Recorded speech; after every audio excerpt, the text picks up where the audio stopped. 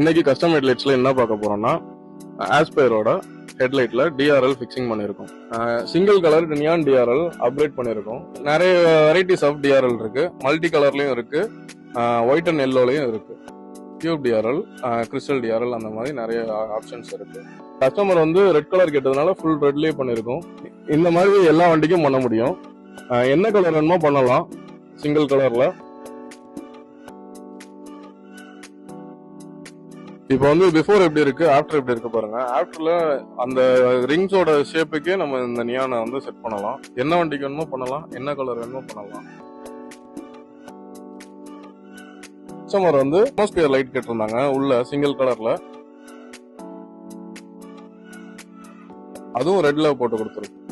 4 சீட்டுக்கும் பண்ணிக்கலாம். இப்போ பார்த்த வண்டி ஃபோர்ட் ஆஸ்பயர்.